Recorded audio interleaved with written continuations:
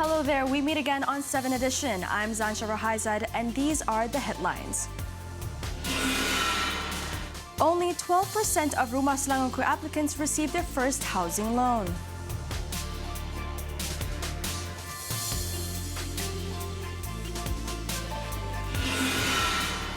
"18 accused in murder of UPNM cadet officer ordered to enter defense."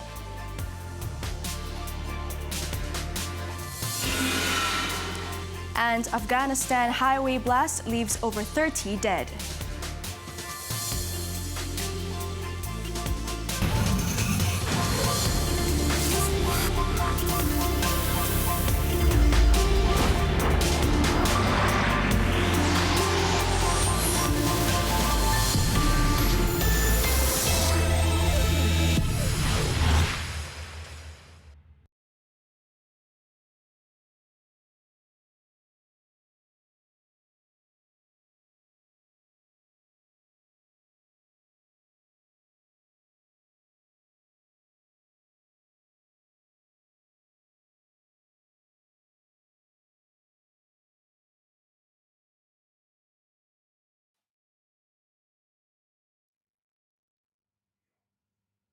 We begin the bulletin with this story.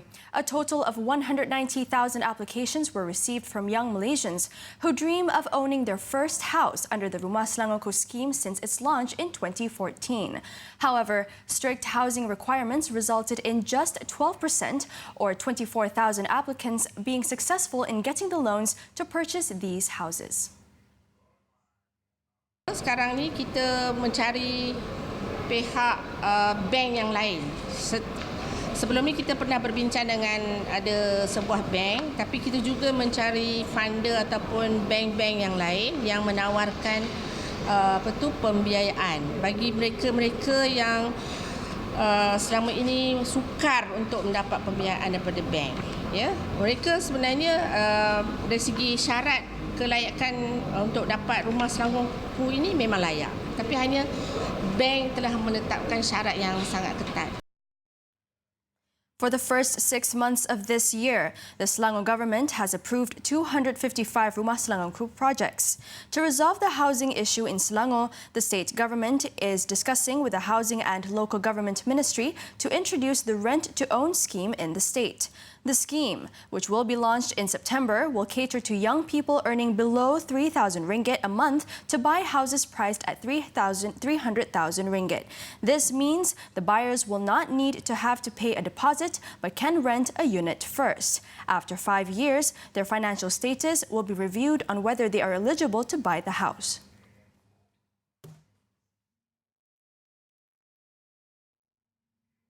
The Kuala Lumpur High Court has ordered 18 students from the National Defence University of Malaysia, UPNM, to enter their defence for allegedly murdering cadet officer Zulfarhan Osman Zulkarnain 2 years ago. Judge Azman Abdullah made the ruling after finding the prosecution had successfully proven a prima facie case against the accused. Satisfaction and relief. Those were the feelings of the victim's parents after the judge meted out the judgment against the accused. Zulfarhan, who died at Serdang Hospital on June 1, 2017, is believed to have been abused after being accused of stealing his friend's laptop. The victim was reported to have suffered from burns on the chest, arms and legs, believed to have been caused by a steam iron. 5 of the accused were charged with murder, while 1 was charged with abetting. They allegedly committed the offence in a room at UPNM's Jebat hostel block on May 22, 2017. These charges under the Penal Code carry the mandatory death sentence upon conviction. Meanwhile, another 12 individuals accused of assaulting Zulfarhan were also ordered to answer the assault charges. They were accused of forcing him to confess to stealing a laptop between May 21 and 22, 2017 at the same hostel block. A total of 29 witnesses for the prosecution testified during the trial, which began in January last year. The trial will resume on October 2nd and 3rd. Kelantan police have crippled one of the biggest drug trafficking syndicates in the state after the arrest of 3 men and the seizure of 100,000 ringgit worth of drugs yesterday. The men aged between 32 and 40 were detained in a raid in the early hours of the morning at a house in Kampung Tasik Pau, Pasir Putih. After searching the area, police found 5,200 psychotropic pills, almost 58 grams of shabu and 80 grams of heroin inside a Honda Jazz car. 2 of the men are farmers, while another was a trader, with all of them testing positive for drugs. An initial investigation revealed the syndicate had been active since April and got their supplies from a neighboring country. The trio have been remanded for 7 days to facilitate police investigations. They were among 239 people rounded up for suspected drug abuse in an operation called Op Icebreaker conducted throughout the state since July 28th. Yang ni pasir putih. Yang lain-lain ni. Meanwhile, police in Penang seized drugs worth 212,000 ringgit at a house in Permatang Sintok, Penaga last Wednesday. An ex-convict and his 26-year-old girlfriend have also been remanded for a week in connection with the case. The 38-year-old man was released in January this year, and a probe revealed that the couple, who have previous drug-related records, have been active in the past 6 months. In the raid, police seized over 1 kilogram of drugs believed to be shabu, 660 yaba pills, and a motorcycle used by the couple. The case is being investigated under the Dangerous Drugs Act.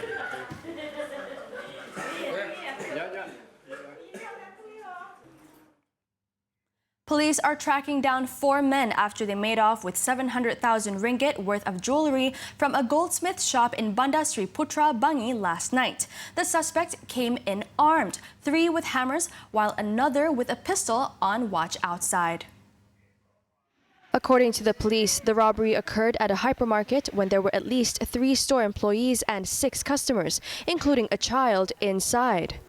Shoppers ran for cover when the robbers barged in, wearing motorcycle helmets with full visors. The guard on duty, helpless, as he was threatened with a pistol. Luckily, no one was hurt during the incident. Police are urging anyone with information to come forward to help with the investigation. In other news, in Terengganu, a technician was sentenced to 5 years imprisonment and 2 strokes of the rotan for robbing a 70-year-old senior citizen and her 11-year-old grandson at a house in Kampung Air Terjun, Besut 3 years ago. Earlier, 30-year-old Muhammad Azlin Ramli pleaded guilty to the charge before Kuala Terengganu Sessions Court Judge Azman Mustafa. Armed with a machete, the accused took a gold necklace as well as a handphone. The charge under the Penal Code provides jail term of up to 20 years and whipping upon conviction. In Sarawak, a 56-year-old man who is being investigated by police for smuggled cigarettes was nabbed after he offered a bribe of 58,700 ringgit to a General Operations Force personnel during a raid in Kuching yesterday. A total of 1,216 cartons of illicit cigarettes worth 200,640 ringgit were also seized in Kampung Tribo. The suspect might face a jail sentence of up to 20 years or a fine 5 times the bribe amount upon conviction. The case is being investigated under the Customs Act for smuggling. The Selangor government will take action against those responsible for the diesel contamination at Sungai Selangor that left over 1 million households without water. Its Menteri Besar Amiruddin Shari said he is waiting for the police to complete their investigation before responding.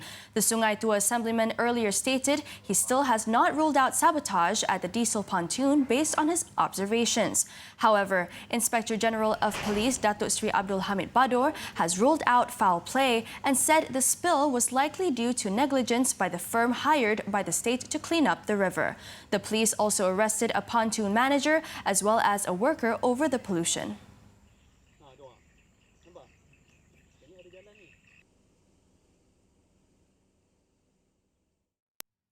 Coming up, Hong Kong braces for tropical cyclone Wifa. More after this.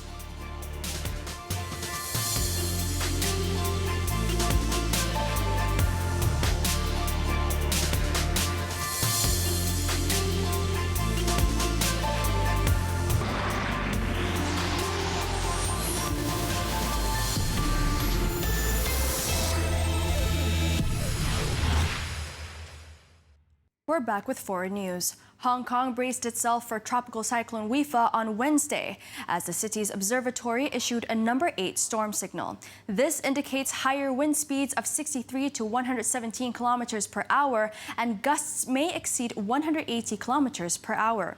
Prita Manivanan reports. In addition to the strong wind signal, the Hong Kong Observatory also issued a thunderstorm warning before alerted that the heavy rain may bring about flash floods.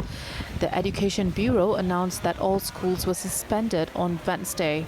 Meanwhile, according to the Hong Kong International Airport, due to the impact brought by Typhoon Wifa, flight movements at Hong Kong International Airport may be affected. Airport Authority advises passengers to stay alert of airlines' announcements as well as confirm their seats before heading to the airport. So far, no casualties or damages has been reported. Wifa will edge gradually closer to the coast of western Guangdong and will be closest to Hong Kong later today, skirting around 300 kilometers to southwest. Prita Manivanan for 7Edition.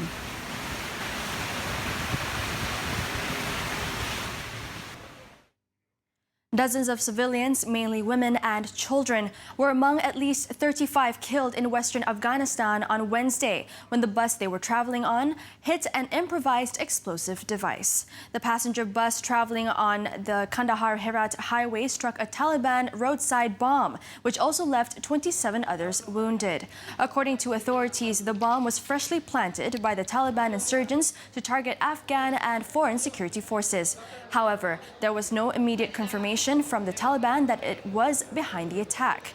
It came a day after the United Nations said civilians were being killed and wounded at a shocking level in Afghanistan's war, despite a push to end the nearly 18-year-old conflict. It also said that U.S. and pro-government forces caused more civilian deaths than the Taliban and other insurgent groups for the second quarter of 2019 running.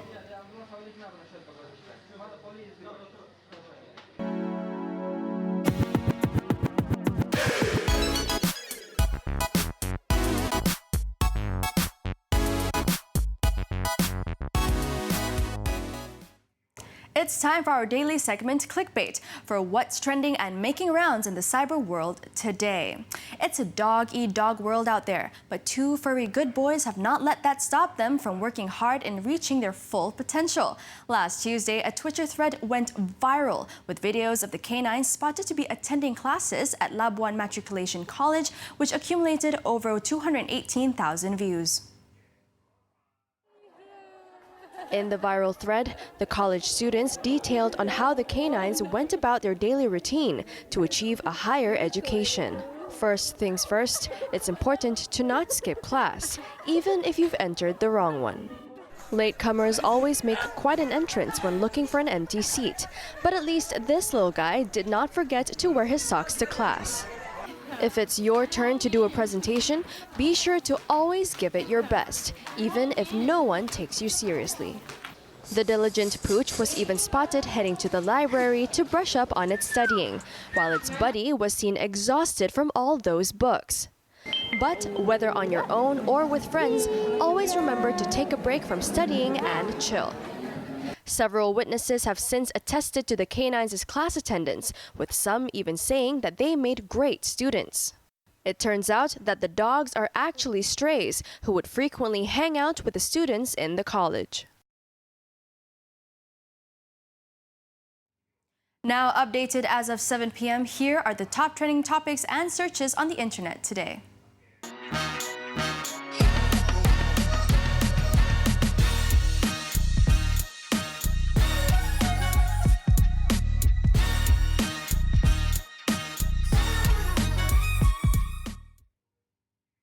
What does it take to succeed as an entrepreneur? How does one hire staff and compete against larger companies? In our Corporate King segment, we spoke to Faizul Rizwan, the CEO of FAR Capital, a property consultant company. Faizul Rizwan started FAR Capital 4 years ago after quitting a salaried job. The office may look small, but he says for this year, they expect to help their clients purchase and manage more than 1 billion ringgit worth of properties. We asked Faizul on what it takes to be an entrepreneur today. Anyone who wants to be an entrepreneur, if you ask me, are actually pretty crazy people. You are giving away 9 to 5 job with decent salary to work 18 to 20 hours a day for the next 5 years with no holiday and no salary, potentially, right? Just to pursue a dream. So number one, you must be able to work hard and you must be crazy enough to go and do it, and the expectation has got to be correct. No business makes money from day one, right? I didn't get paid until 2.5 years of running this business. Then I began to collect a salary. After 4 or 5 years, I was able to cover my last drawn paycheck. He admits that he doesn't really have a work and life balance, as he works long hours to stay on top, where he operates in an industry with zero advantage. From working alone to now managing 40 staff under him, we asked him what is his management style. I guess my management style is I am a pretty relaxed manager. I don't micromanage. I have a vision. I hire the right people to go and execute the vision. I don't really monitor the execution until people come to me with a set of problems, right? And I let my team explore and run, right? And one of the things that we do here at FarCap, right? And we actually encourage people to make mistakes. If basically they are doing it for the benefit of the company and they think it's going to work, logically speaking, it should work. But it doesn't work from a result point of view, we don't punish. As a small company, he admits the starting salary is low, but those who perform will get rewarded with salary increments. The staff here are under the age of 40, young and hardworking. We asked Faizul how does he hire them. We hire based on attitude rather than the skill set that they have. What we do has been almost everything that we launch for the industry. There's no talent that we can hire outside that is a ready-made talent for this particular industry or this particular product. So we have more people outside of the industry to fit ours, right? Therefore, because of that, the benefit of that is that we often don't pay a premium in terms of hiring, but on the flip side is that they require a little bit more time to train. So therefore, what we are looking for is people with a right attitude, willing to work hard, more importantly, very hungry to learn, and they always want to improve themselves. The CEO adds that problems with staff are usually dealt with head-on privately. If they do well, he praises them publicly. As for change, he is constantly reinventing the services he offers to his clients. When it comes to change, my company works in a way it's like a tsunami. So we change things every 3 months, every 6 months. We basically change it not for the sake of changing. We change the moment we feel the product has reached its end cycle or the consumer requires something better. His final advice to anyone who wants to call themselves an entrepreneur is to be prepared to work hard and not see any reward in the first few years. When we come back, Samsung's second quarter financial performance. Don't go anywhere.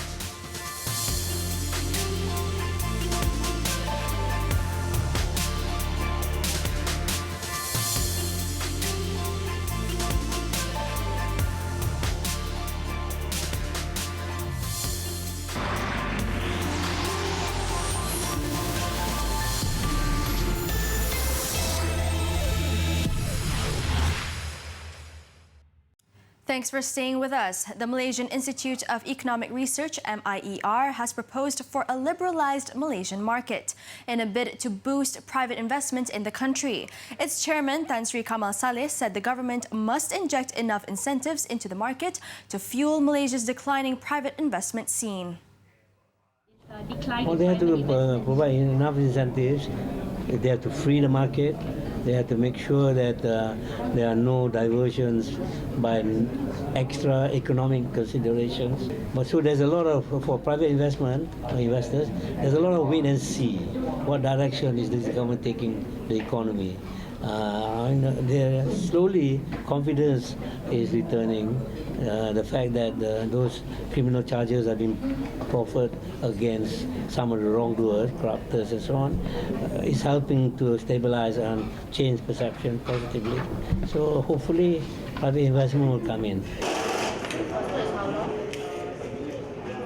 Malaysia saw an alarming decline in private sector investment growth, which plunged to 0.4% in the first quarter this year from 7% in the third quarter of 2018. This has stoked concerns among many quarters amid a rising risk of recession in Asia, with economists calling for regulators to address the matter urgently. Many economists agree that private investment needs to be seriously looked at to ensure the nation's gross domestic product growth is not derailed.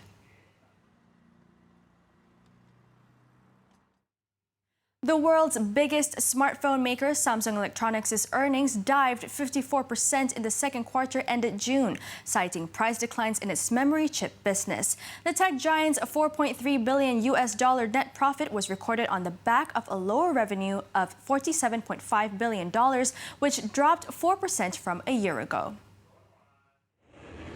Samsung said the weakness and price declines in the memory chip market were mainly due to inventory adjustments by major data center customers. It added demand for smartphones has declined because of economic uncertainty, resulting in lower sales for its flagship devices, including the Galaxy S10. The company's share price slid as much as 3.3% today, after the company said it was facing uncertainty due to growing macroeconomic issues.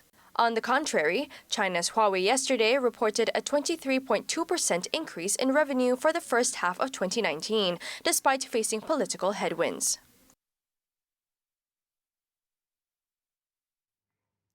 FBM KLCI slipped into the red today to close at 1,634 points as worries over trade war continued to weigh on investors' risk appetite.